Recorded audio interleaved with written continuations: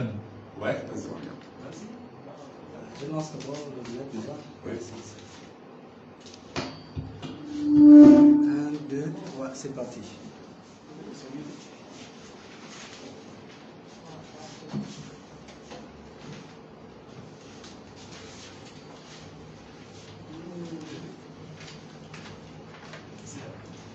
On y va.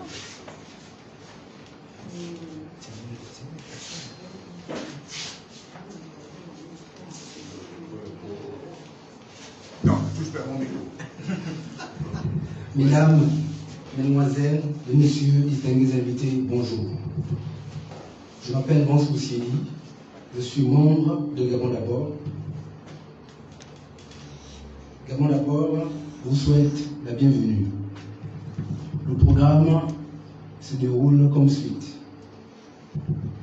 La conférence de presse sera animée par le vice-président de Gabon d'abord en la personne de M. Edmond Okembe. Le thème de la conférence est le suivant. Présentation du projet de programme commun de gouvernement du changement. Quel rapport avec l'enrôlement sur les listes électorales? Après la conférence, nous aurons la 5e séance de formation et d'entraînement des équipes des candidats de la société civile côté Gabon, d'abord aux compétitions électorales 2023. Députés, sénateurs, maires, présidents, assemblées départementales, conseillers et points focaux. L'exercice de cette formation s'intitule comme suit. Comment présenter aux populations de son siège le programme du changement de la société civile côté Gabon d'abord.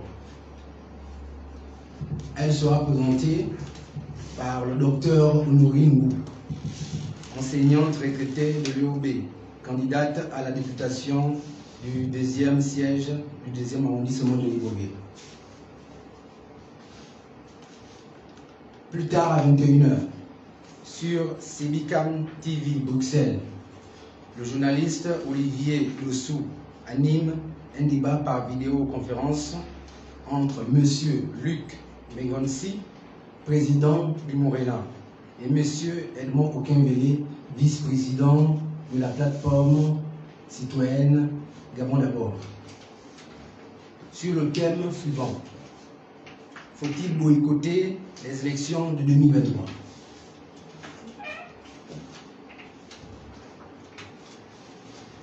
Le lundi 15 mai 2023. Tu peux t'arrêter là. Alors donc, permettez-moi de passer la parole au vice-président de Gabon d'abord, M. Edmond Okembele. Merci.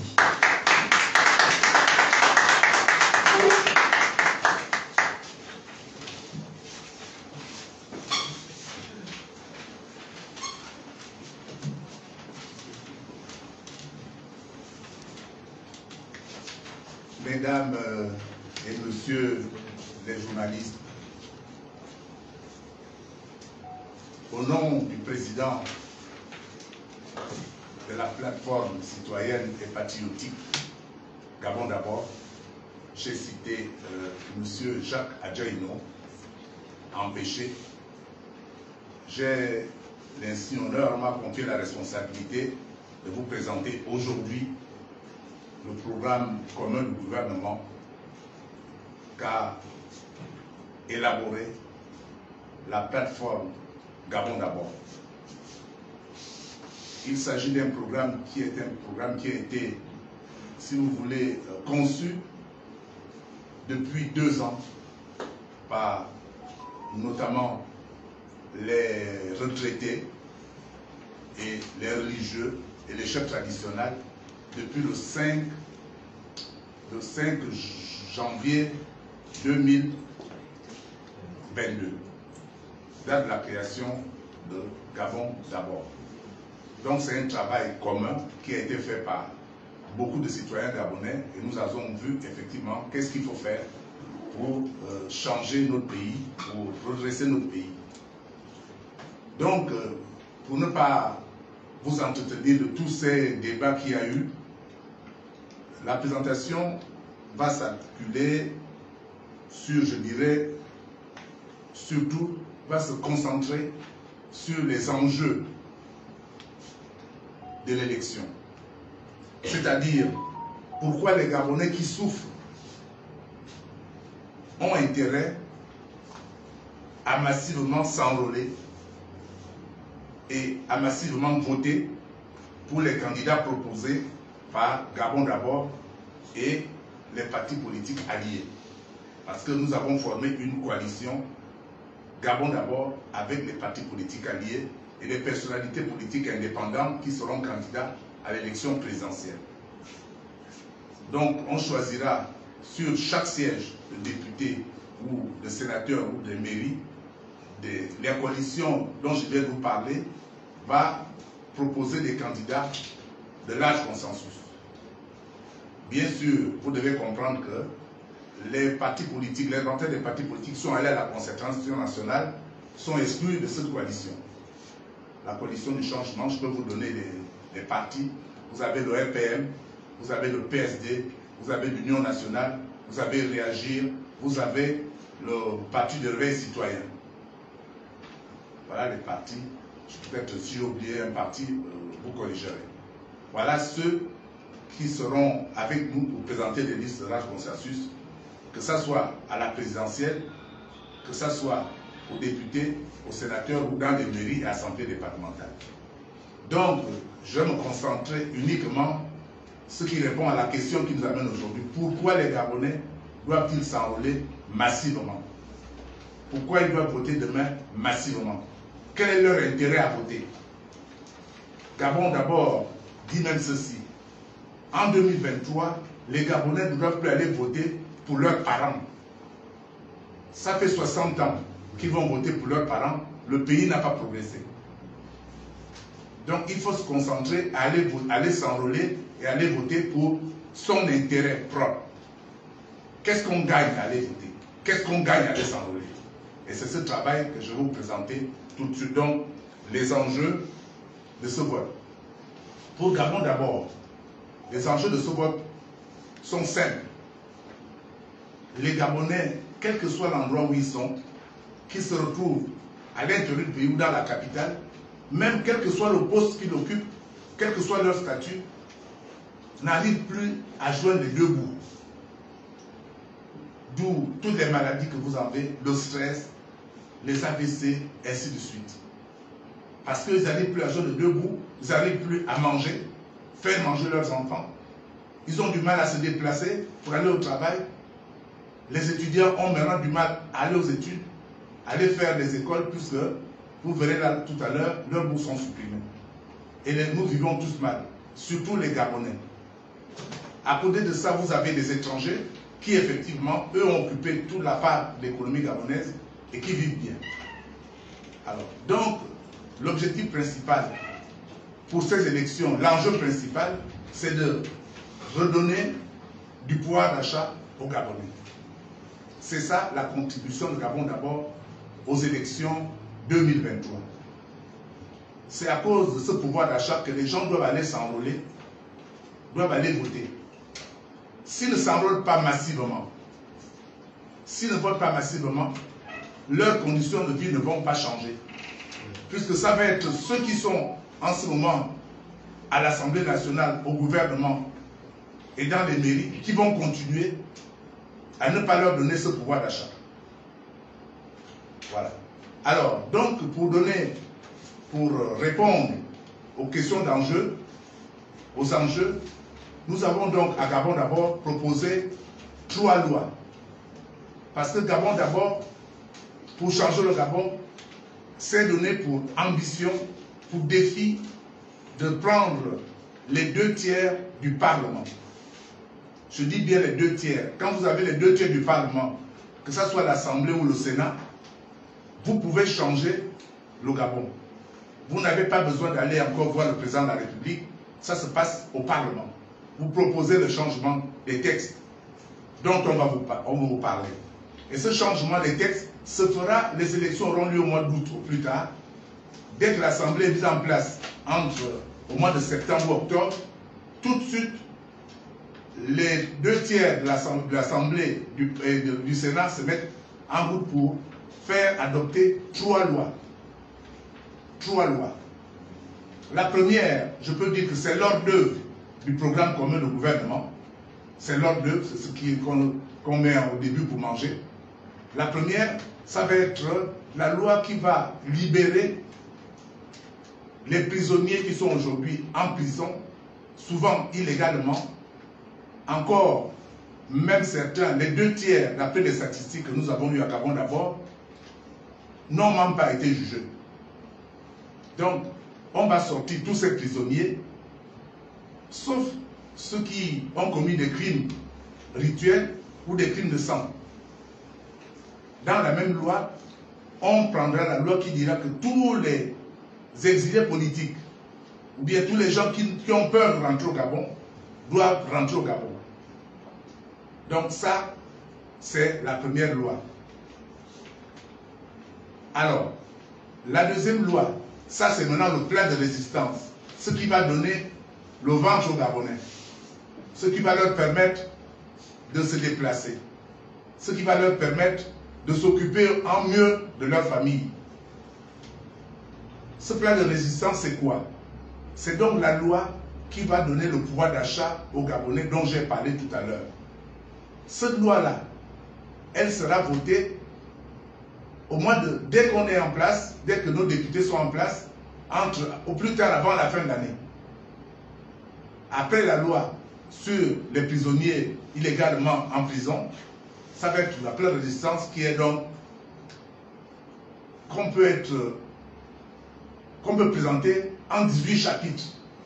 Je crois que c'est plus simple pour les gens qui nous écoutent. Chapitre 1, chapitre 2, chapitre 3 jusqu'à 18. Le premier chapitre, à qui on doit d'abord, d'après nos études, nos recherches, à qui on doit d'abord donner le pouvoir d'achat. Pour Gabon d'abord, ça va être les élèves du secondaire, ça va être les étudiants et ça va être les parents d'élèves. Parce que pour Gabon d'abord, nous avons compris que si vous soulagez les bourses des étudiants et des élèves, vous soulagez les parents d'élèves. Donc ça va ensemble. Alors, qu'est-ce qu'on va faire dans ce chapitre qui concerne les élèves du secondaire, les étudiants et les parents d'élèves? On va reconduire à tous les jeunes Gabonais qui ont le bac, on va leur reconduire la bourse quand ils sont à l'université. Tous les jeunes Gabonais qui ont le bac, ils sont combien? Aujourd'hui, d'après nos recherches, on peut dire que 30% seulement des jeunes Gabonais qui ont la bourse ont le bac, 70% n'ont pas. Et d'après nos recherches, ce sera, vous pouvez le vérifier, aujourd'hui ces 30% coûtent à l'État gabonais environ 50 milliards. Si on veut mettre les autres 70% qui restent, ça montera donc à 200 milliards par là. Ça c'est pour les étudiants. Pour les élèves du primaire, c'est-à-dire lycée et collège, en leur reconduisant la bourse, ça va coûter à peu près entre 100 et 150 milliards. Ou 200. Ça veut donc dire que pour nos enfants, les gens qui vont prendre le Gabon à main de main, nous pouvons aisément consacrer entre 300 et 400 milliards. Quand vous avez soulagé ça pour les enfants, je peux vous dire que les parents vivront mieux. Parce que je vous donne un exemple. On a pris l'exemple du Sénégal. Au Sénégal aujourd'hui, sur 3600 élèves, par exemple à l'université, il n'y a que 267 qui ont la bourse. Ceux qui restent, c'est-à-dire les 3300, ce sont les parents au Gabon qui envoient l'argent et enrichissent même le Sénégal. Vous comprendrez que si on peut enlever cette charge, ça coûte environ entre 100 et 150 000 par mois. Si on peut les enlever aux parents, aux grands-pères, aux grands-mères, aux pères et mères, je crois que les Gabonais vont commencer à manger, à se soigner à l'aise. Donc voilà le premier chapitre de la loi du pouvoir d'achat. Et cette loi, comme je l'ai dit, elle sera faite avec la loi de finances rectificative de septembre ou octobre 2023. Alors, le chapitre 2, lui, il concerne les retraités et les fonctionnaires. Là aussi, Gabon d'abord a constaté que nos retraités, on les voit dans les rues à se plaindre parce qu'on n'a pas payé leur retraite. D'autres meurent même avant de toucher la retraite. Quand ils veulent manifester même, on envoie les grenades lacrymogènes. Vous l'avez vu à la CNSS à l'époque, à des vieilles personnes qui ont servi ce pays pendant une quarantaine d'années au moins. Quand ils veulent revendiquer leur argent, c'est-à-dire l'argent qu'on leur a retiré, on leur répond par la force. Gabon d'abord, dans le cadre de nos recherches, de nos études, a constaté que entre les arriérés de pension, entre l'arrimage dont tout le monde parle, c'est-à-dire reclasser, remettre des gens, respecter les textes qui ont été pris, je crois vers les années 2015, je peux me tromper de l'année, mais il y a des textes qui ont été pris pour revaloriser la retraite et qui n'ont pas été appliqués. D'après nos informations, nos recherches, nous avons constaté, nous avons vu que pour régler le problème de retraités, il faut une centaine de milliards pour leurs arriérés, pour l'arrimage et pour tout ce qu'on leur doit. Donc, y compris même les honoraires des enseignants aussi qui sont là-dedans. Donc, ça là, il faut 100 milliards. On a vu tout à l'heure, pour les élèves des collèges, les étudiants, il y avait environ, on avait dit 300, 400 milliards. Là, on ajoute encore 100 milliards pour les retraités.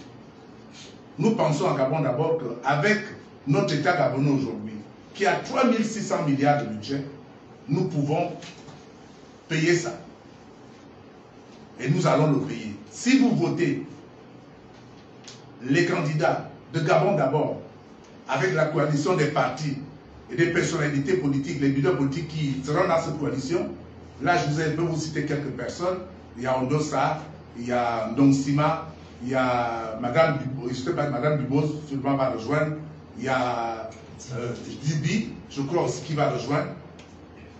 Donc toute cette personnalité-là, nous faisons un bloc avec les candidats de Gabon d'abord pour changer, pour donner ce pouvoir d'achat aux Gabonais. Alors le troisième chapitre, ça, on va vous étonner. Ce chapitre concerne les prêtres, les pasteurs de l'église évangélique, les pasteurs de l'église du réveil et les imams gabonais. Et bien sûr, nous ajoutons les tradis praticiens. Je parle surtout des traditionalistes. Eux aussi, parce que là-dedans, aujourd'hui, vous trouvez des gens parmi eux qui travaillent pour que les Gabonais vivent bien. Donc, tenez-vous bien. Entre septembre et décembre 2023, on ne dit pas qu'on va attendre l'année prochaine. Si les Gabonais s'enrôlent massivement, parce que je peux vous donner tous les chiffres. Aujourd'hui, il n'y a que, je dirais, un Gabonais sur 5 ou sur 6 qui est enrôlé. Donc si les gens disent, moi j'ai l'habitude de m'enrôler, je vais aller m'enrôler tout seul, ça ne se fera pas. Il faut que ceux qui s'enrôlent amènent au moins 5 personnes à 10 personnes avec eux pour aller s'enrôler, pour que l'enrôlement soit massif. Nous serons en 2023, là, dans quelques mois, nous serons environ 1 100 et quelques 123 000 Gabonais qui ont l'âge de voter. Nous avons constaté que jusqu'aujourd'hui, il n'y a seulement que 300 000 personnes qui votent. Vous voyez, ça fait environ un tiers à un quart. Donc si les Gabonais qui ne votent pas, qui ne s'enrôlent pas, ne vont pas s'enrôler, ça va encore être difficile et ils vont subir ce qu'ils subissent déjà aujourd'hui. C'est-à-dire notre argent s'en va aller aux étrangers, s'en va à l'extérieur du Gabon. Et ça, c'est pourquoi on s'attaque aux lois. C'est parce que c'est la loi qui fait tout ça. Ce sont les lois du Gabon qui font tout ça. Donc, nous avons décidé, pour les prêtres de l'église catholique, il n'y a que les prêtres là-bas, pour les pasteurs de l'église évangélique, et pour les pasteurs du réveil, pour les imams gabonais, et pour les traditionalistes, de les intégrer à la fonction publique. Ça peut étonner les gens. Nous ne serons pas le premier pays à le faire. Beaucoup de pays, je prends par exemple la Chine, le fait déjà. Ils ne le font pas pour le plaisir de le faire. La Guinée équatoriale à côté le fait déjà. Je crois qu'en Allemagne, il y a aussi quelque chose dans ce sens. Ils ne font pas pour le plaisir de le faire. Parce que si vous laissez la spiritualité, c'est-à-dire l'esprit, aux mains des forces étrangères, vous n'êtes plus souverain.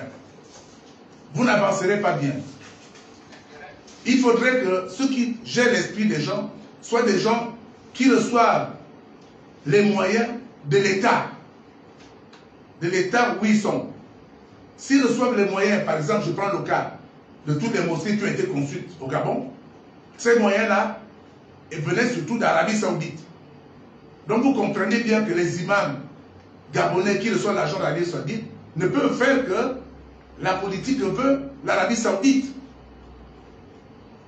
C'est pour ça que la Guinée équatoriale, la Chine, l'Allemagne et plus d'autres pays dans le monde l'ont fait. Et deuxièmement, la raison importante, je peux m'insister là-dessus, parce que nous allons tous à l'école, nous allons avoir les moyens de vivre, de payer des voitures et tout, mais même s'ils ont fait un peu de chasteté, de pauvreté, ça ne veut pas dire qu'un imam ou un prêtre ou un pasteur ne peut pas perdre sa mère pour l'enterrer. Ils sont obligés de passer à des quêtes, à des machins, tout ça. Alors que nous, ceux qui travaillent quand même, ont plus de moyens. Il faut réduire cette égalité. C'est pour ça que entre septembre et décembre 2023 de cette année, nous intégrons toutes ces personnes, les pasteurs, les prêtres, les imams gabonais, les traditionalistes, on les intègre à la fonction publique en fonction de leur niveau. Ça, c'est le chapitre 3. Le chapitre 4 concerne ce que toutes les familles vivent. Au chapitre 4, nous parlons des jeunes, c'est-à-dire des jeunes gabonais, diplômés ou pas, sans emploi. Je crois qu'il n'y a pas une famille au Gabon où il n'y en a pas un ou deux ou trois. Ces jeunes-là, ce qui est le plus grave, c'est que c'est des gens qui ont déjà atteint, je dirais, la maturité, qui ont déjà dépassé 20, 25, 30 ans, et sont encore en train de vivre uniquement au crochet de leurs parents. Est-ce que c'est normal? On a envoyé les gens à l'école parce que c'était pour qu'ils vivent bien. Ils ont les diplômes, les masters, les doctorats, ainsi de suite. Ils reviennent au pays, ils ne trouvent pas d'emploi. C'est la faute de la politique de l'État. Gabon d'abord, entre septembre 2023 et décembre 2023, va prendre en charge ces jeunes Gabonais qui aient un diplôme, qu'ils n'en ont pas. Mais, toute chose a un prix, a un coût. Le coût, ça va être que ces jeunes-là vont être intégrés dans les internats militaires. Aujourd'hui, l'armée, il n'y a pas de guerre. Ils ont des dortoirs, ils ont des gymnases, ils ont tout ce qu'il faut. Donc, on va intégrer, pour les parents qui veulent, et les enfants qui veulent sortir des griffes de leurs parents, on va les intégrer dans ces internats pour aller apprendre, 1, le civisme, 2, pour aller apprendre des métiers, parce que l'armée, on va la convertir un peu en armée de formation. Et 3, nous allons permettre à ce que ces gens-là, avec des entreprises installées au Gabon, qu'elles soient des entreprises d'État, qu'elles soient des entreprises parapubliques, ou bien que les entreprises privées, ça se passe dans d'autres pays, on va leur faire des stages dans ces entreprises. Les bus de l'armée les amènent le matin, les déposent par exemple à la SEG, s'il y en a 3, 4 ou 5 ou 30, ils font leur stage là. Ce sont des tâches de pré-embauche. Il est rare de voir quelqu'un qui a des diplômes, qui va dans une entreprise et qui ne trouve pas un travail. C'est des choses qui ne se font pas dans nos pays. C'est peut-être marqué quelque part, quand vous avez parlé avec la CPG, il y a des salles de vacances. Ils ne font ça que pour les vacances. Pourquoi l'année scolaire où il y a beaucoup de travail, ces gens-là qui viendront, en plus, ils ne paient pas le transport, on les dépose à l'entreprise, le soir, on vient les rechercher. Bien sûr, il faudra donner quelque chose à ces enfants, peut-être 50 000 pour acheter les timbres, leurs unités et tout ça.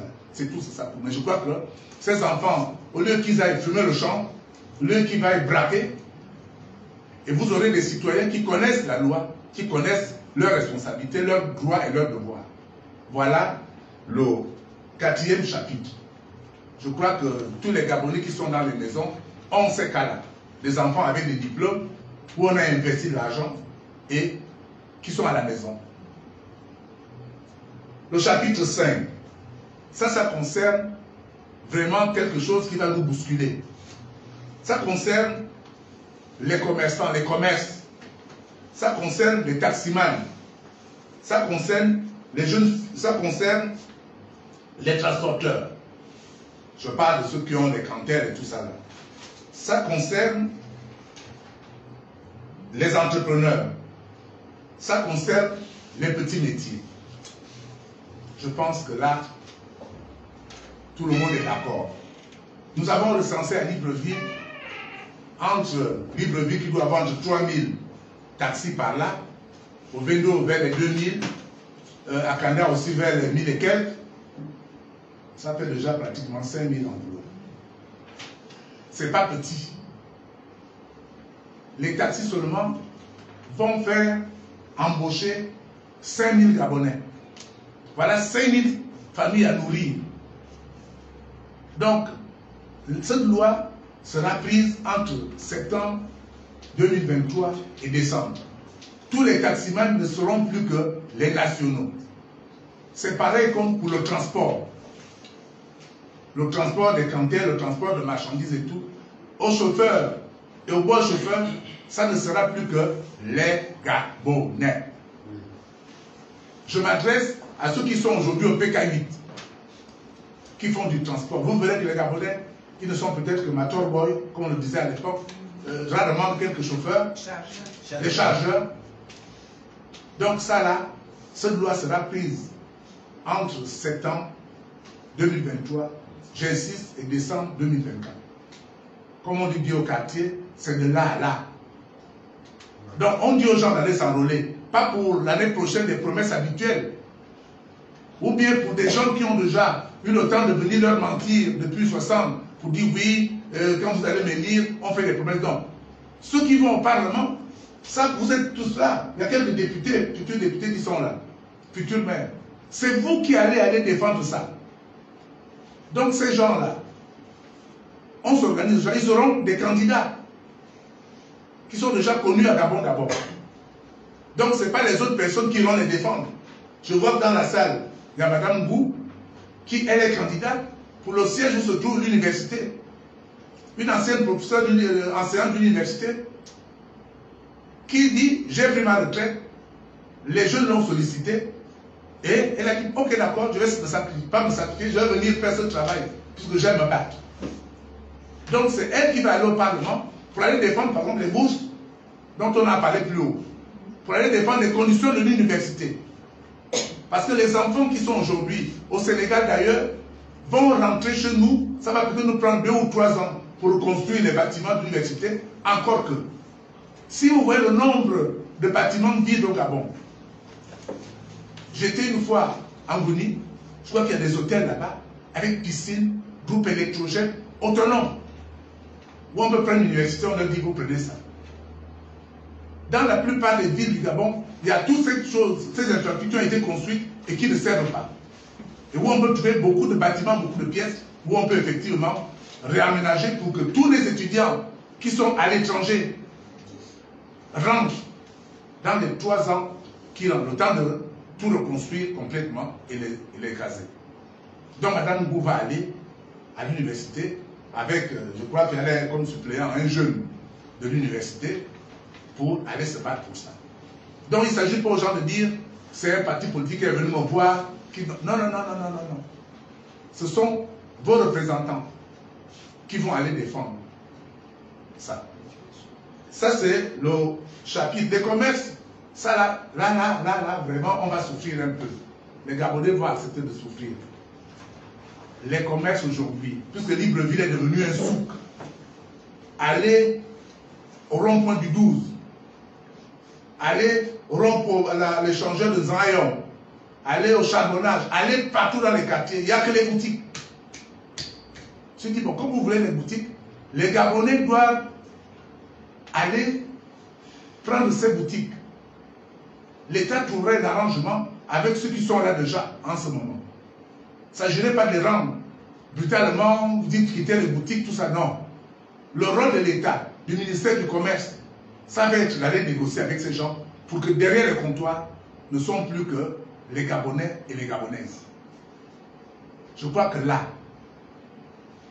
les conditions de vie des Gabonais vont s'accélérer. Là, ce n'est pas 4000 emplois ou 5000 dont on parlait. Regardez le nombre de boutiques. Il n'y a pas quelqu'un qui va entrer chez lui sans passer devant au moins 30-40 boutiques.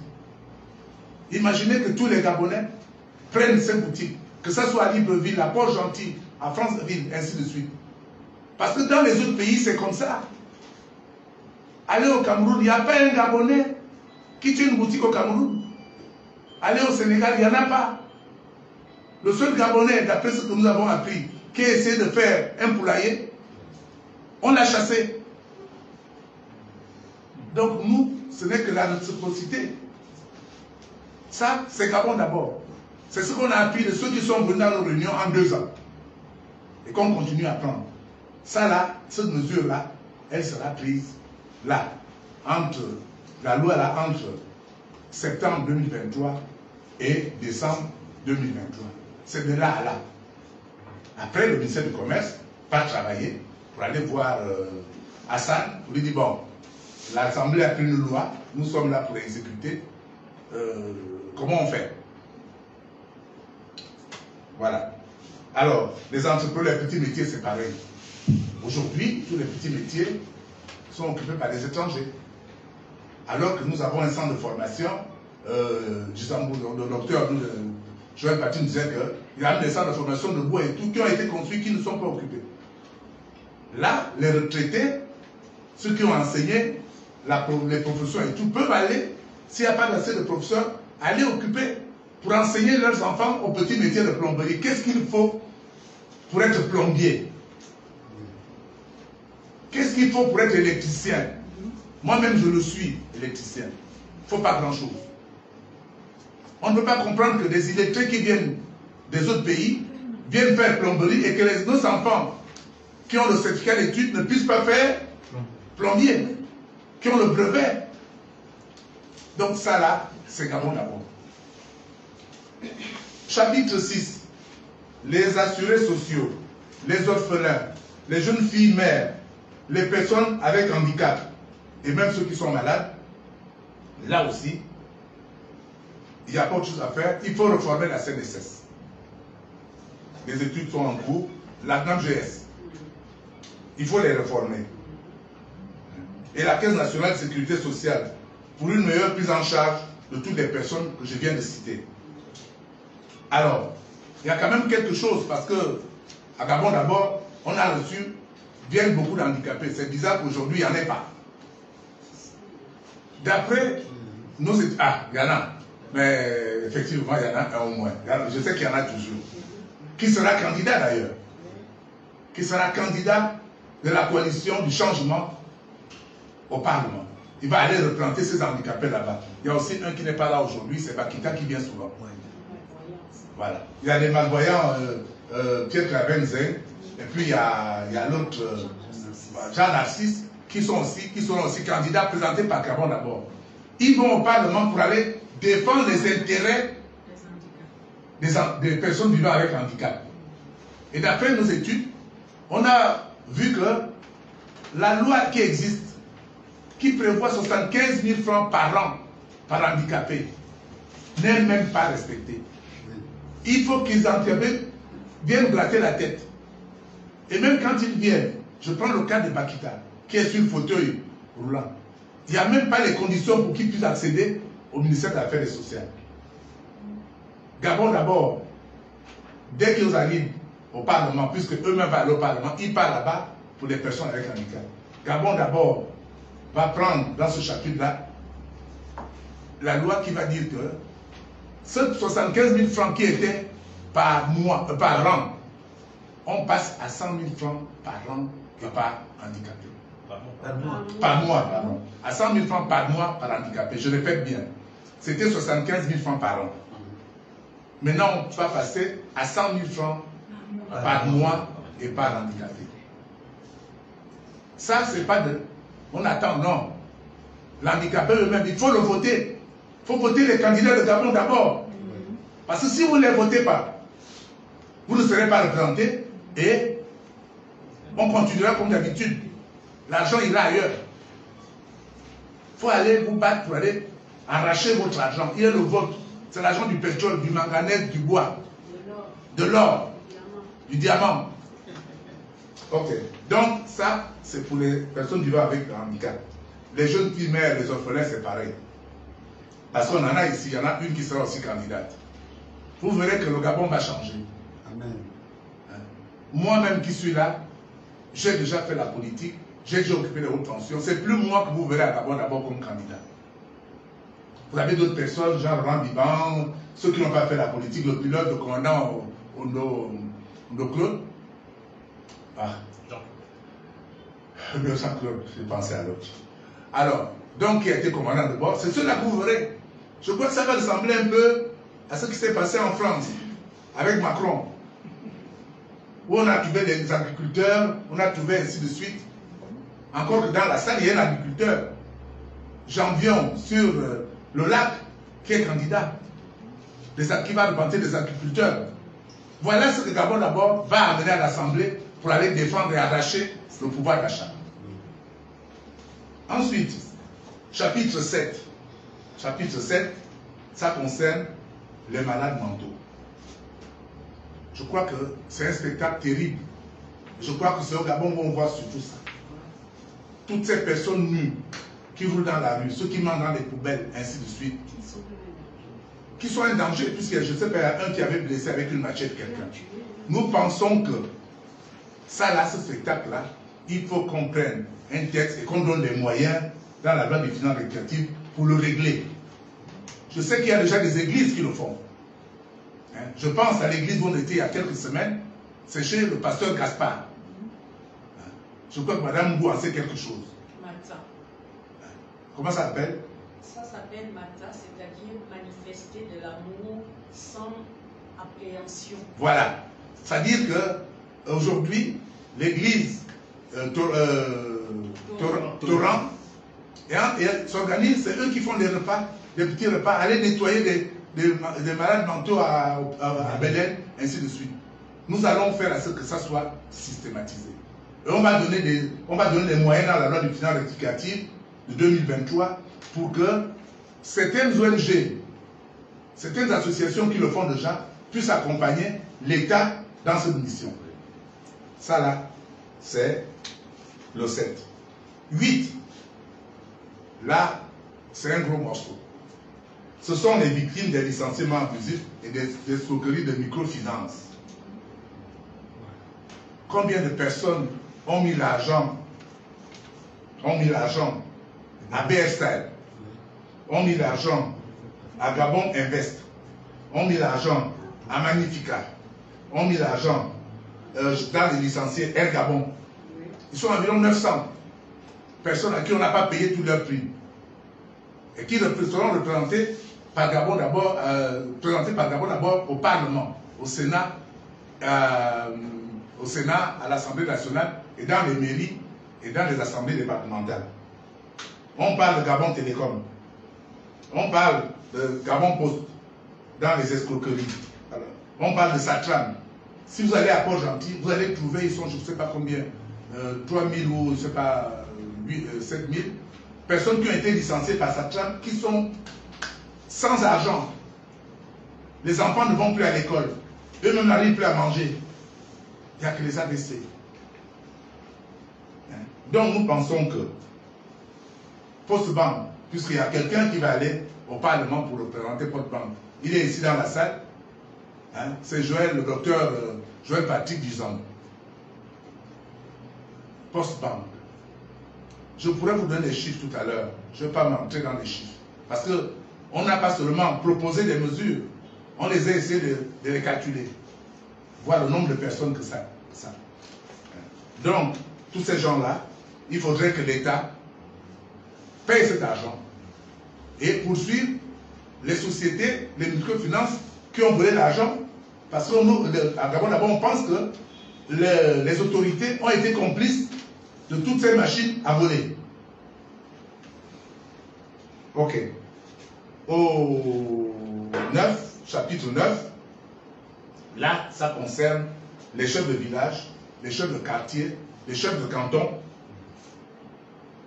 Tous ces gens-là qui sont des auxiliaires de l'État, c'est comme ça qu'on les appelle. Là aussi, on estime qu'aujourd'hui, un chef de quartier gagne entre 15 et 30 000. Nous pensons que vraiment, pour recevoir le préfet qui vient, le gouverneur, aller attendre le président de la République quand il arrive, ou le ministre à l'aéroport, ou aux réunions, 30 000 ou 15 000 francs, c'est vraiment le rendre encore plus malheureux. Nous pensons que là, on va passer leur salaire, leur indemnité à 80 000 francs par mois. Les chefs de groupement qui étaient vers les 50 et quelques, on va passer à 100 000.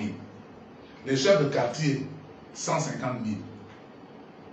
Et leurs assesseurs qui n'étaient pas pris en compte, là aussi c'est lors de nos réunions, par exemple celle qu'on a eues au premier arrondissement, où on avait oublié les assesseurs qui n'ont rien. C'est le chef de quartier qui de temps en temps, quand il y a une petite affaire, une petite recette, qui leur donne un peu 5 000 pour le taxi. Nous pensons que les assesseurs et les conseillers de ces chefs-là seront à 30 000 francs.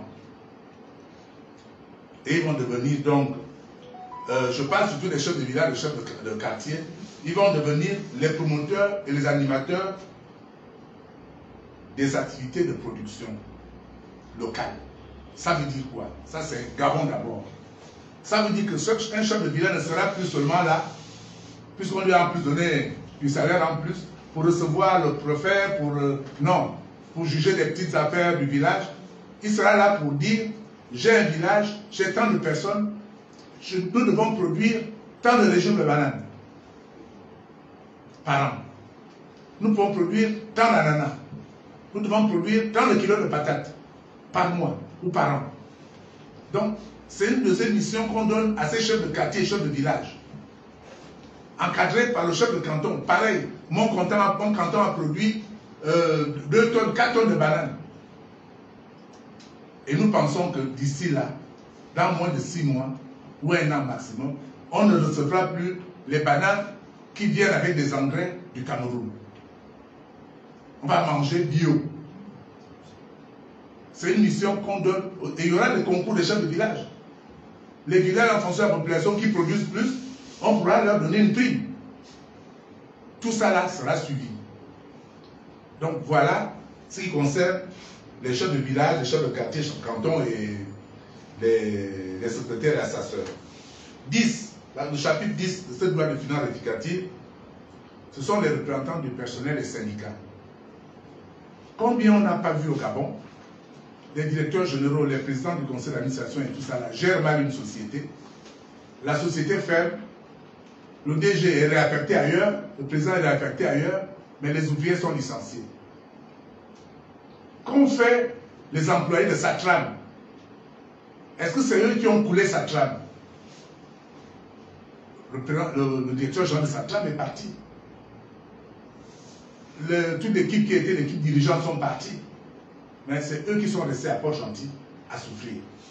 Alors, nous disons, comme dans le pays, la plus grande puissance économique d'Europe, l'Allemagne, les représentants du personnel, dans ce chapitre 10 de la loi de finances rectificative, les représentants du personnel, les représentants syndicaux vont désormais assister au conseil d'administration, aux assemblées générales des sociétés. Qu'elles soient les sociétés d'État ou bien qu'elles soient les sociétés parapubliques ou privées. C'est comme ça en Allemagne. Et on va aller plus loin. on va demander à ces ouvriers de prendre des actions dans l'entreprise. Je crois que la SE, je l'avais essayé, mais cette culture n'est pas francophone, n'est pas française. Mais elle est anglo-saxonne. L'Allemagne le fait aujourd'hui, c'est la plus grande puissance du monde. Et vous verrez qu'en Allemagne, il n'y a pas autant de grèves qu'ici. Je crois que le Japon aussi avait déjà pris ça. Il n'y a pas autant de grèves. La Chine a pris ça. Au moins là, les sociétés ne vont plus fermer. Si elles ferment, les ouvriers ont leur part. Les ressources de personnes ont leur part. Les chefs de syndicats ont leur part. Là, elles méritent d'être fermées. Donc ça, c'est la mesure 10. Et on va plus loin. Les cotisations de ces syndicats et les associations vont être prises à la source. Je crois qu'on a fait au Gabon avec le Sénat. PDG. Avec le Sénat. Et le Sénat, à un moment donné, ça a été arrêté. Hein? Donc on va reprendre ça. Que vous êtes dans l'association, au lieu de dire vous venez à la fin du mois, vous avez des impayés de cotisation, pour qu'elle soit forte, vous pouvez aller voir votre employeur pour dire voilà, je signe un transfert tous les mois de 10 000 pour mon association ou pour mon syndicat. Comme ça aussi, il y aura quelque chose qui va être répondu. Le problème de la représentativité des syndicats et des associations. On ne peut pas dire aujourd'hui qui est représentatif ou pas. Quand on fait le conseil économique et social, on dit on prend les associations, mais on ne sait pas combien ils ont de membres. Ne vont là-dedans aujourd'hui que des gens qui ont des parents, qui ont ainsi de suite, on les prie parce que c'est des beaux-frères et tout ça. Là. Le fait de retenir la source va permettre de savoir exactement combien il y a de personnel dans tel ou tel syndicat. Il est plus représentatif. Là, c'est la 11. Après, on passe à la 12. La 12, c'est pour les gens de médias et les artistes. Pour les artistes, c'est quand même malheureux que nos artistes aujourd'hui vont maintenant en Côte d'Ivoire pour aller produire leurs disques. Et là-bas, ils touchent les droits d'auteur.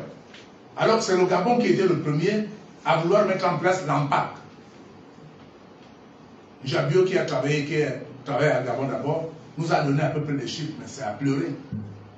Pour mettre l'AMPAC à l'époque, il fallait 2,5 milliards pour construire le bâtiment, pour avoir des moyens de transport, pour avoir des finances, pour acheter les machines informatiques qui doivent être là pour enregistrer les chansons, savoir que telle chanson est passée tant de fois, ainsi de suite.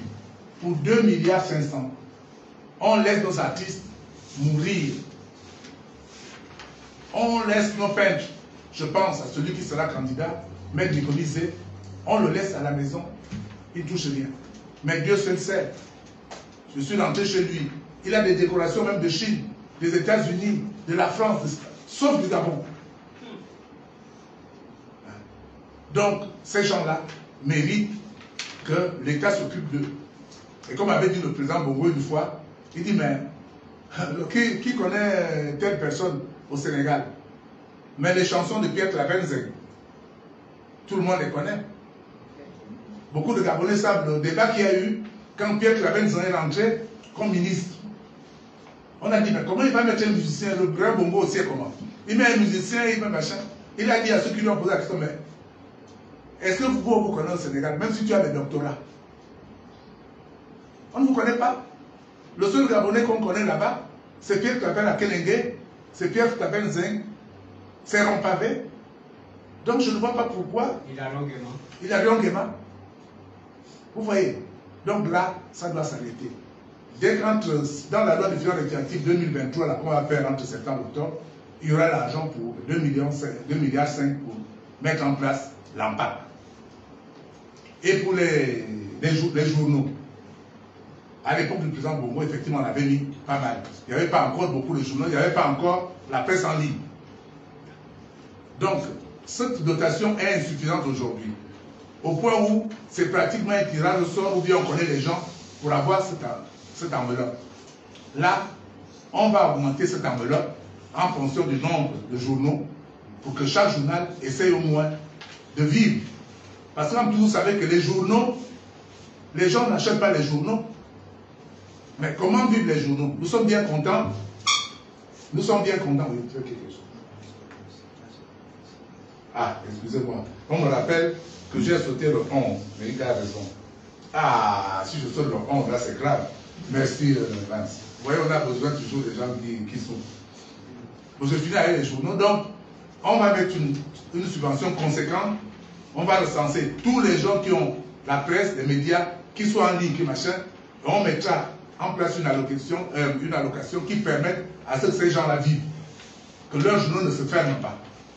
Qu'ils ne fassent pas le monde chez les gens. Ok. C'était le 12. Maintenant, je reviens sur le 11, qui est, mon avis, un des plus importants. À savoir, les cultivateurs, les agriculteurs, les pisciculteurs, les éleveurs, les pêcheurs. Tous ces gens qui doivent donner à manger. Je crois que je peux vous parler du général de Gaulle qui avait dit il n'y a pas de pays sans paysans. Il ne peut pas avoir de Gabon sans paysans, sans agriculteurs, sans éleveurs, sans pêcheurs, sans pisciculteurs. Parce que c'est aussi une des raisons pour lesquelles les Gabonais tombent souvent malades. Ils boivent les comprimés, la CNAF leur donne les comprimés un peu moins cher, mais ils les boivent sans manger. Or, c'est ceux-là qui doivent donner à manger. Là, dans les études de Gabon d'abord, le problème est simple. Il y a un paradoxe. Les produits qu'on nous importe d'ici, qui sont les surgelés en poisson, en choux, en machin, en boîte et tout, sont produits par les pays développés qui, non seulement règlent le problème de chômage là-bas, puisque c'est eux qui produisent, nous on ne fait que manger, mais en plus subventionnent l'agriculture. Ça s'appelle, pour ceux qui suivent la télévision, en Europe, la PAC. Cette PAC subventionne les produits agricoles environ de, je crois qu'ils sont à 32%. Ça veut dire quoi? Pour ceux qui me suivent, pour ceux qui me suivent à la télé. Ça veut dire que quand vous allez au marché de Montbouin et que vous achetez 1 kilo de porc, puisque moi je suis éleveur de porc, à 4500, que le client paye 4500, quand j'ai vendu mon kilo de porc, je vais voir la caisse de péréquation pour leur dire j'ai vendu à 4500 mon kilo de porc, alors qu'on s'est entendu dans la subvention, vous devez me donner 32% de plus. Ça fait environ vers les 400. Donc on doit lui donner les 400 francs qui sont la subvention. 400 francs, ça fait 1000 et quelques. 1000 et quelques. 1100. Donc on lui donne ça là-bas. Ça dit le client paye à un prix, mais la différence par rapport au coût de production et par rapport aux bénéfices, c'est la caisse de péréquation qui la donne. Alors, je ne comprends pas que nos gouvernements, nos pays, ne donnent pas les subventions et nous sommes obligés d'importer les choses de France, de Chine, du Brésil, sachant que des produits qui sont faits il y a 10 ans, où on est obligé d'ajouter, on injecte des choses pour que ça tienne. Et ce sont ces poisons-là qui rendent la plupart des Gabonais des insuffisances rénales, hein, les cancers. Donc, entre septembre 2023, décembre 2024, on prévoira dans la loi de finances la subvention de l'agriculture au Gabon. Et vous verrez que tout ce qui se ferme parce que le prix de revient du produit d'un kilo de poisson ou bien d'une banane est supérieur au prix de vente. Parce que les Gabonais, les agriculteurs gabonais ont la concurrence des autres produits qui viennent d'ailleurs. Je vous prends le cas de la banane. Pourquoi la banane du Cameroun est moins chère? Parce que là-bas, l'État camerounais ne donne peut-être pas la subvention comme on le fait en Europe, mais met beaucoup d'argent, beaucoup de milliards. Ceux qui produisent au Cameroun, 100, 200, 300, 400 milliards pour soutenir l'activité agricole. Les coopératives. Donc, nous, au Gabon, nous allons faire à ce que ne peut rentrer au Gabon des produits qui viennent d'ailleurs que si le gouvernement gabonais a déjà lui-même subventionné au même niveau que de où vient le produit. Si c'est un produit français ou européen, le Gabon subventionnera pour 32%. Vous comprenez? Si ce n'est pas ça, le produit ne rentre pas. Et la douane sera là pour ça. Donc c'est le 11 qui est un produit important, les gens font la pisciculture et tout ça là. Donc c'est pourquoi je disais, c'est vraiment un des aspects les plus importants, parce que boire les médicaments, comme on disait quelqu'un, je crois c'est au Vietnam qu'on dit no rice, no job. Ça veut dire que s'il n'y a pas de riz, on ne travaille pas. On dit avant d'affamer, point d'oreille. Donc la nourriture c'est la base, le journal de Gaulle l'a répété. Il n'y a pas de pays sans paysans. Or nous avons un Gabon sans paysans gabonais. Et tous les gens qui aujourd'hui veulent les emplois, il y a quelque part, on a mis en place des microfinances. Beaucoup de gens vont aller dans l'agriculture. On va le faire, la BGD, on le verra peut-être plus bas. Alors, pour qu'il y ait des crédits à ces gens-là, et que l'État garantisse ces crédits. Ok, c'était la 11. Alors, j'avais déjà parlé de 12. Maintenant, pour la 13, le chapitre 13 de la loi de finances rectificative, pour les hommes de culture et de tradition, nous avons ici reçu une grande dame de la culture gabonaise, Madame Benga, qui est venue nous dire quels sont les problèmes. Bon, on lui a proposé des candidats, peut-être qu'elle sera candidate. Pour l'instant, elle n'est pas venue nous voir qu'elle est candidate. Mais nous voulons qu'elle soit au Parlement pour aller défendre la culture gabonaise. Je crois qu'il n'y a pas un Gabonais qui ne connaît pas Madame Benga. Il a dit que le problème, le début de ce problème va commencer par la création d'une autre autorité de rite et de culture au Gabon. Je crois que Vance qui est là, qui est une association de culture, partage sûrement ça. On lui a dit, on dit bon, viens maintenant, tu vas aller au Parlement pour payer, pour mettre des moyens pour que ça là, ça se fasse. Donc, la création d'une autre autorité des rites et de culture au Gabon. Ça fait presque 10 ans qu'elle se bat. Elle va gratter la tête au ministre. Il lui dit oui, tout de suite, on va aller aux élections, après les élections. Elle n'a jamais rien vu. Mais nous disons aux Gabonais, mais envoyez vos personnes au Parlement, enrôlez-vous pour eux, allez voter pour eux, pour que là-bas, ils soient là-bas, allez dire, dans le budget là, n'oubliez pas 2 milliards pour la maison de la haute autorité des rites et cultures. Parce que la culture, on l'a perdue. En 50 ans, on nous a pratiquement servi que la culture française. Le bouti, le njobi, le mélange, tout ça là a été tué déjà pendant la colonisation où on a mis tout ça là dehors. Mais nous sommes étonnés aujourd'hui qu'un masque femme vient d'être mis, je crois, à 4 millions de dollars aux États-Unis. En France. En Chine. En Chine même. Alors, on a dit que ça là, c'était pas bien. On croyait qu'ils avaient tout brûlé. On ne brûlait que le rafia qui a accompagné le masque. Il mettait le masque à côté. Il a amené au Quai Branly. Donc, la force du pays est dans la culture, et dans notre spiritualité traditionnelle. Tant qu'on n'est pas revenu là, on ne sera pas fort. La Chine a réussi à cause de ça. Le Japon a réussi à cause de ça.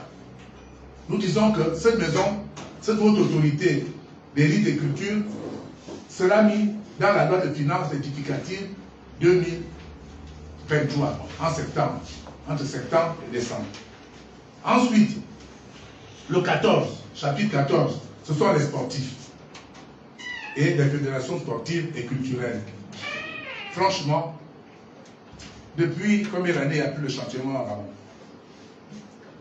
14 ans, on n'a plus de championnat. Alors que sans le sport, un peuple n'est pas capable de se battre. Parce que le sport vous apprend à relever les défis. Et je comprends d'ailleurs, parce que j'ai un débat ce soir à ce sujet avec Bill aussi, les gens qui disent aujourd'hui il est impossible que l'opposition gagne les élections, il est impossible, c'est normal, puisqu'on a tué le sport.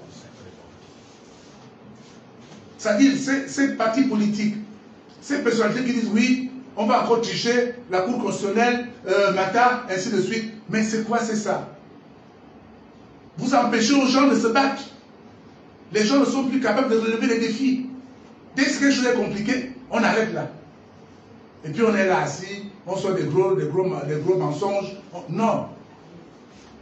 Il n'y a plus de championnat. Il n'y a plus de sport.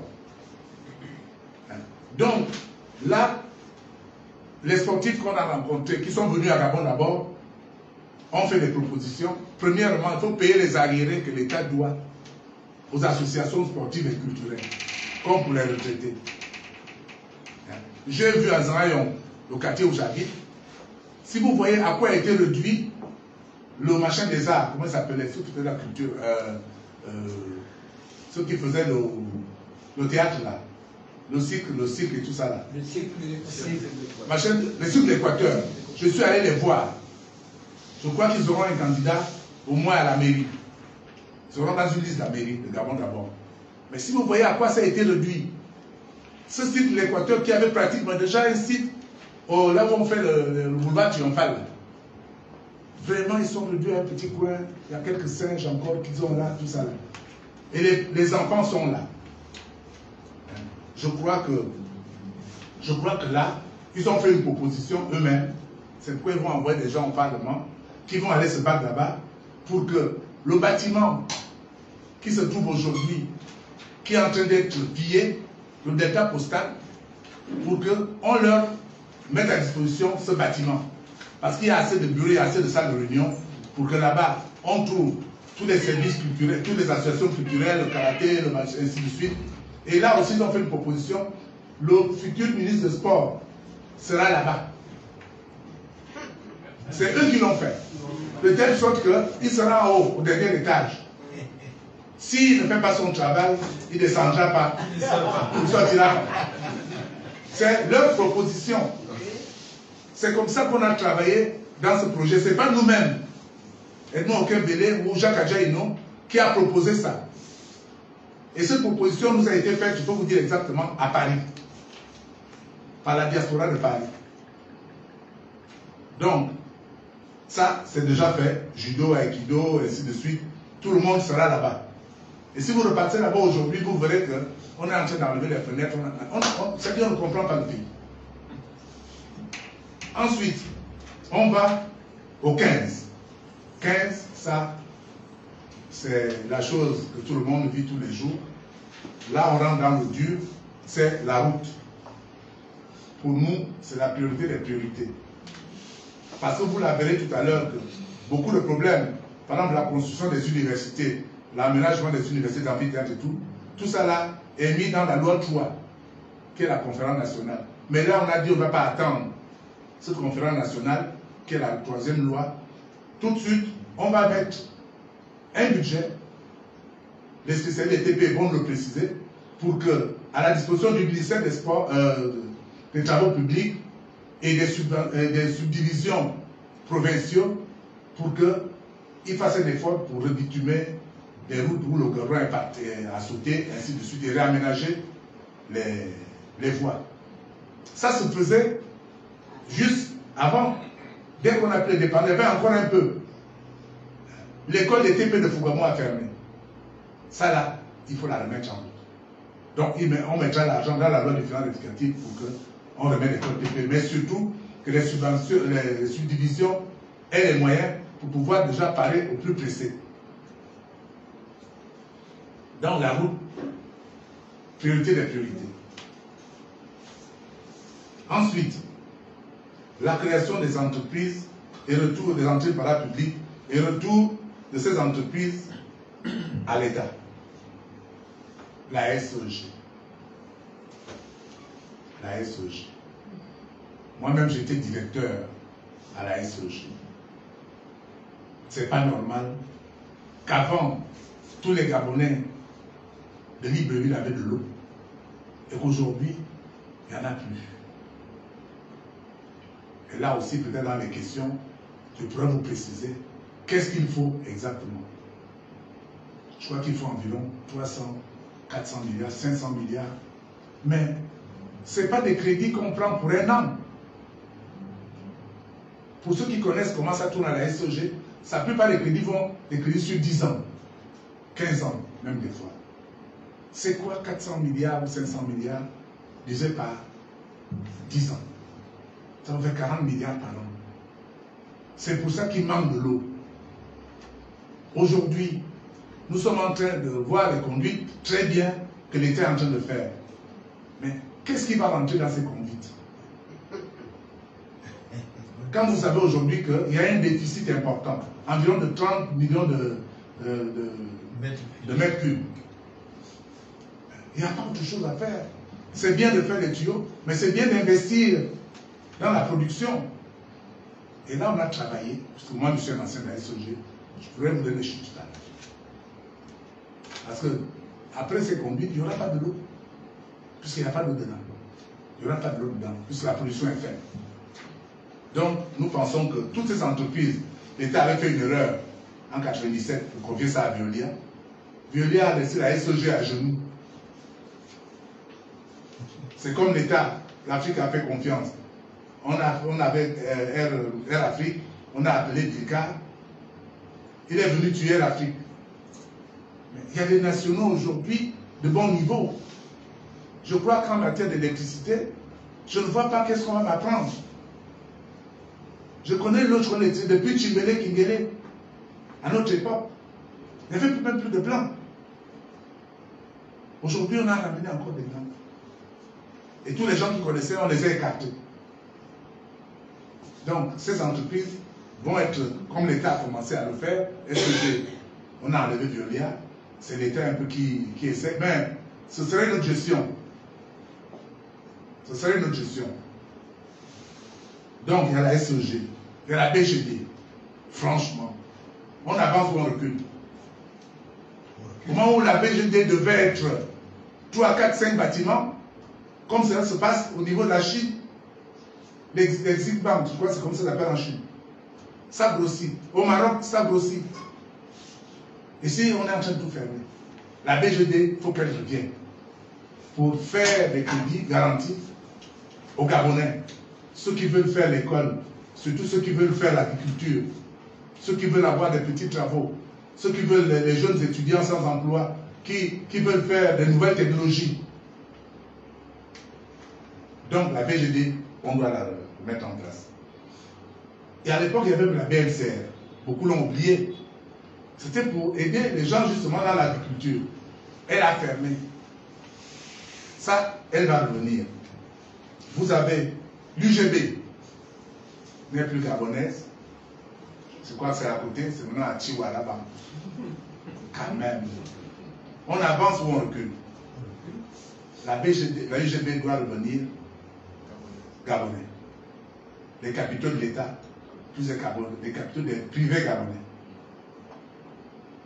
La BICIG, qui avait résisté, il y a un an, elle est tombée dans les mains des étrangers. Il paraît que c'est pour 20 milliards. On n'a pas pu donner 20 milliards. D'après ce qu'on a eu comme information, vrai ou faux, mais l'information est là. Si vous pensez que le Gabon a 20 milliards près, la BICIG revient. On remboursera ces 20 milliards. Ou ce qu'ils ont donné. Ensuite, vous avez Air Gabon. Air Gabon. Air Gabon. Monsieur Ndela. Je crois que lui-même a été obligé de donner quelques tuyaux. Ça, Air Gabon, on le regrette. Tous les pilotes, M. Ondoké, pilote de 747, qui a fait atterrir le Boeing 747 à New York, là où tous les 15 minutes l'avion décolle, l'avion vole. Atterrir l'avion décolle. Les Mbungani, Dieu est son âme, qu'on appelait Joe Matateu, qui était aussi grand sportif. La plupart sont morts. Mais il y a encore des anciens. Joe Gabani, ainsi de suite. J'ai rencontré l'autre jour Dikin. Je crois qu'on a la ressource maintenant. Et puis là, encore, ça revient sur le fond de Gabon d'abord. Allez dans les pays anglo-saxons. C'est la honte quand vous arrivez à Addis Abeba. Addis Abeba, pour ceux qui prennent, comment ça s'appelle, Éthiopienne. Vous arrivez au Kenya, Rwanda.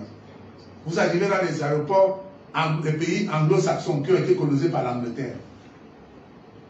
Addis Abeba, que j'ai vu il y a quelques mois. Ils ont au moins une soixantaine d'avions, des gros porteurs. Et vous les voyez décoller ici, atterrir, décoller, pendant que Gabon ne décolle plus. Donc, c'est un problème de textes de loi. C'est un problème de loi qui organisent et qui vont fonctionner. Air Afrique n'a servi que payer, que transporter le fait des personnalités politiques, le président, le ministre, machin, les parents, machin, sans payer. Donc c'est ça qu'il faut changer. Mais Air Gabon va revenir. On trouvera les moyens pour que ça revienne. Il y a des enfants gabonais qui aujourd'hui, l'autre qui est Jean-Jacques, qui est au Congo, il est sur le Congo Airways. Il y a des Gabonais, des jeunes pilotes gabonais. Ils vont rentrer ici pour venir piloter ces avions. On va commencer par 2, 3, 4, 5, 6, 8. Et on va progresser parce que ce sera plus le même modèle de gestion. Parce que pour Gabon, d'abord, il faut changer le modèle de la Constitution. Qui ne doit plus être un modèle où une seule personne a toutes les clés du pays. On va faire comme les anglo-saxons pour qu'on partage à chaque porte, une personne a les clés. L'autre porte, c'est l'autre personne, ainsi de suite. Comme ça, les voleurs ne peuvent plus voler. Les détourneurs ne peuvent plus détourner. C'est ce que les anglo-saxons ont fait. Ils ont fait une constitution de telle sorte que les gens qui ont les défauts, les menteurs ne peuvent plus mentir. S'ils mentent, ils sont pris. Ensuite, après le chapitre 17, ça va vous étonner. Les cimetières municipaux et départementaux. Vraiment. Allez dans n'importe quel cimetière municipal ou départemental. Vous ne trouvez que de l'herbe. Vous ne trouvez que les arbres. Entre septembre 2023 et décembre 2024, dans la loi de finances rectificative, nous allons mettre de l'argent pour que dans tous ces cimetières, qu'on les aménage. Aménager avec une barrière. Aménager en cimentant tous les allées. Franchement, cimenter l'allée des cimetières, c'est quoi? Et en faisant les tombes ou les tombes qui sont cassées, tout ça là. Et en mettant l'éclairage public, ça va chercher quoi? Quand on a 3600 milliards de budget. Donc ça là, c'est pas l'année prochaine. Là. Il y a des gens, ceux qui partent d'abord, vont aller là-bas pour défendre ça. Ensuite, c'est maintenant la 18, c'est la dernière. Ça concerne tous les gens qui sont corrompus, corrupteurs ou des criminels économiques délictuels, des crimes économiques délictuels. Dans la loi qui va commencer en 2023, c'est-à-dire septembre à décembre, nous allons voter une loi pour que chaque Gabonais, quel que soit l'endroit où il se trouve, s'il voit quelqu'un qui est en train de détourner ou qui est en train de corrompre les gens, on arrive même à corrompre aujourd'hui les élections. Tout Gabonais qui a vu ça a le droit de dénoncer. La loi actuelle vous dit que vous n'avez pas à dénoncer. Vous voyez quelqu'un qui veut, si vous dénoncez, c'est encore vous qui allez en prison. C'est pourquoi on va sortir tous ceux qui sont en prison.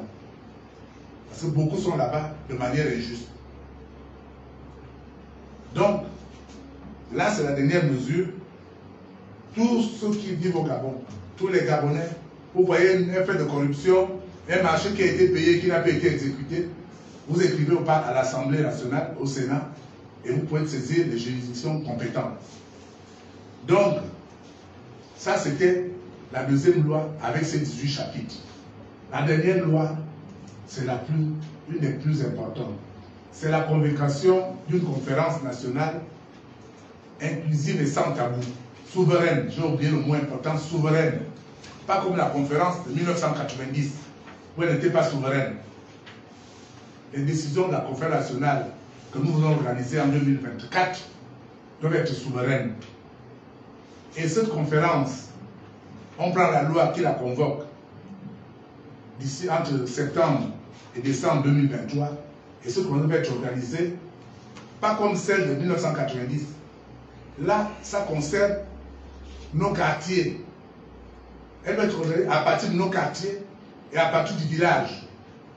C'est pourquoi on a changé, on a ajouté les missions au chef du village. Ça veut dire quoi? Ça veut dire qu'aujourd'hui, j'ai entendu Servans qui parlait de d'Akanda. Oui, il disait oui, il y a toutes deux infirmeries, il n'y a pas l'eau. Madame Aminata a parlé des choses, Isano a parlé. tous ces problèmes-là, les chefs, les représentants des quartiers, pas forcément les chefs, et des villages. Chaque village et chaque quartier doit maintenant venir avec son projet. Parce que ce n'est plus venir critiquer les autres. Vous savez maintenant là, le village tel, mon village Nokada, je viens, voilà le projet de Nokada. On peut faire quoi? Une école, un internat, il faut un centre médical, il faut ceci, il faut cela, ainsi de suite. Vous amenez. Quand vous avez fini ce niveau de conférence nationale, quartier-village, vous allez le monter au niveau du canton. Dans votre canton, on voit le village tel, il y a peut-être 10 villages par canton, ou 20 ou 30, 40. Vous amenez tout ça là. Vous intégrez tout ça là, et vous faites le projet de votre canton. Et vous envoyez les représentants au niveau du département et de la commune. Vous consolidez tout ce qui est parti du village, du canton. Là, vous êtes au niveau de la commune et du département. Quand vous avez fini ça, après, vous montez au niveau provincial. Tout ce qui est parti du projet du village, du canton, de la commune ou du département va maintenant au niveau provincial, où vous allez consolider ça. Et après, peut-être dans la deuxième moitié de l'année 2024, peut-être même avant, ça dépend de la vitesse avec laquelle ça a été travaillé, on sera maintenant au niveau national, où on va maintenant dire, bon, voilà, nous sommes tous là. Qu'est-ce qu'on fait? Les gens là qui étaient au village, ils sont représentés à la conférence au niveau national. Ou ceux des cantons. Ça dépendra des gens qui vont organiser ce travail. Mais tous les projets seront à la conférence nationale. De telle sorte que si quelqu'un, on a parlé des fous, ou des gens, on parle des fous, des machins mentaux, des malades mentaux, donc ça va apparaître au niveau de la conférence nationale. C'est là où vous allez régler les problèmes. Madame Aminata, le problème du scanner, de Jean de Mori, le problème des couveuses, le problème des factures, des gens qui ne peuvent pas payer. Là, la conférence nationale, c'est là. C'est là, ce sera le moment.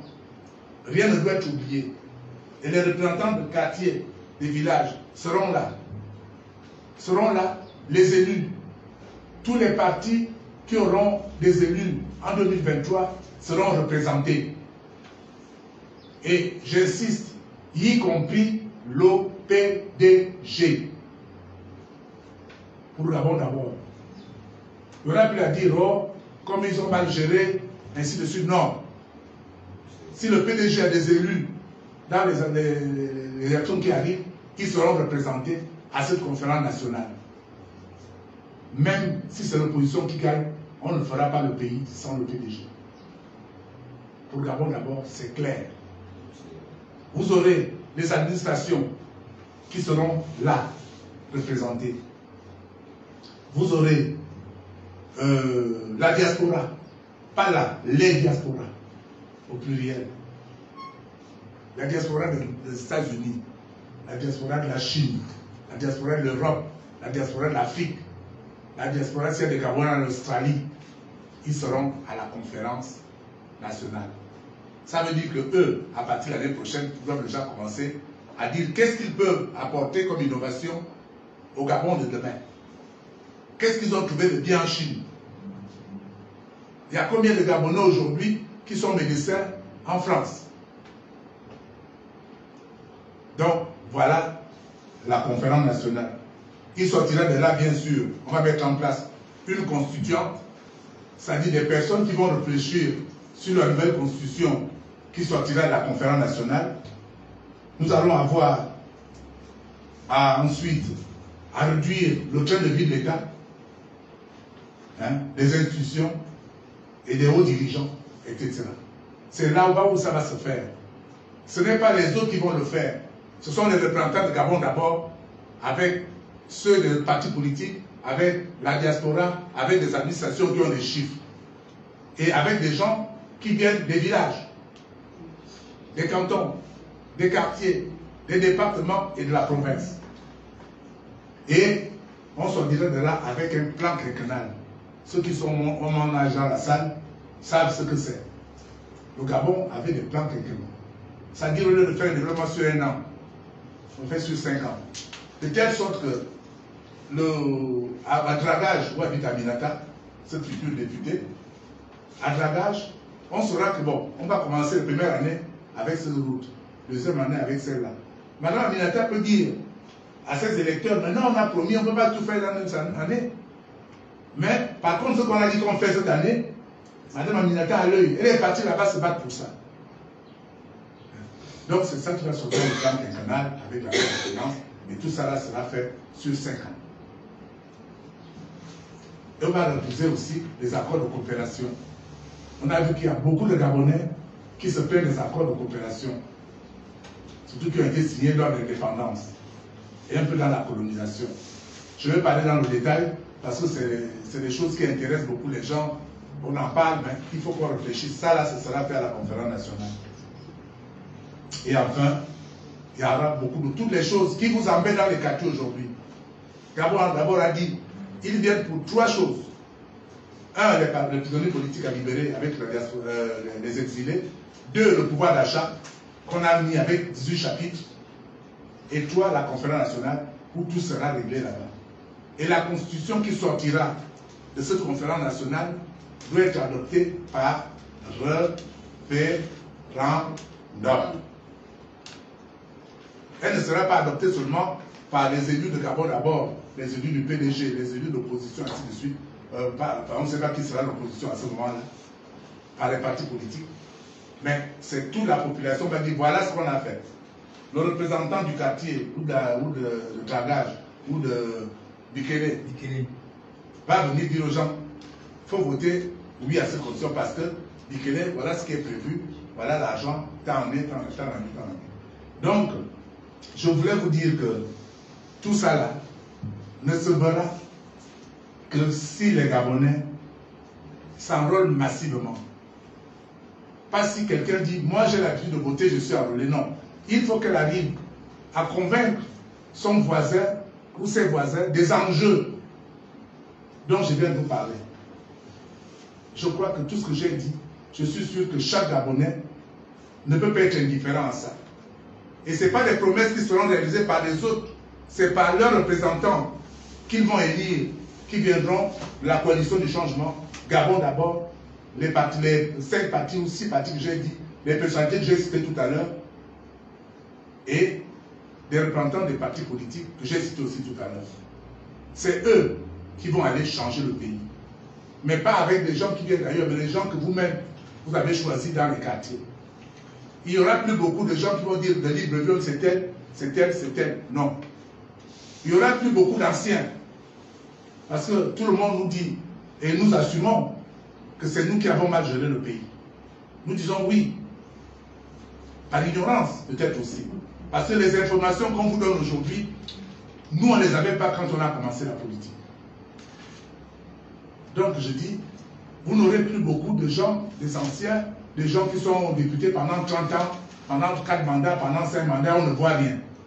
Il s'agit de s'enrôler pour changer ces députés, pour que les jeunes aussi ont leur place. Parce que là, on va passer le relais aux jeunes, le mandat qui arrive. Pour nous, c'est un mandat de transition. On va maintenant passer aux jeunes. Quand je dis même jeunes aujourd'hui, nous, à l'époque, on était jeunes à 20 ans. Vous avez des gens de 30 ans aujourd'hui qu'on appelle encore les jeunes. Non, à 50 ans, on est plus jeunes. Donc, il est temps qu'on leur donne le relais. Avec des gens que vous-même, vous aurez choisis. Pas des gens qui viendront de Jupiter, qu'on aura financé pour être candidat. La personne elle-même n'en l'a pas. Et l'innovation chez Gabon d'abord, c'est que l'argent qui va investir, l'argent de la campagne, une grande partie viendra de vos électeurs. Parce que si les électeurs croient, chacun d'eux va mettre 1000 francs ou 500 pendant 5 mois, pendant les 5 mois qui ont commencé en mars, pour que ce programme voit le jour. Sinon, on va encore attendre que les gens prennent l'argent dans les caisses de l'État, viennent corrompre les gens qui vont te présenter, ainsi de suite. Et ces gens-là, après les élections, aujourd'hui, il n'y a pas beaucoup de gens qui revoient leurs députés. Depuis 2018. Leurs maires, ils l'ont vu que le jour des élections. Donc, voilà à peu près ce que je voulais vous dire.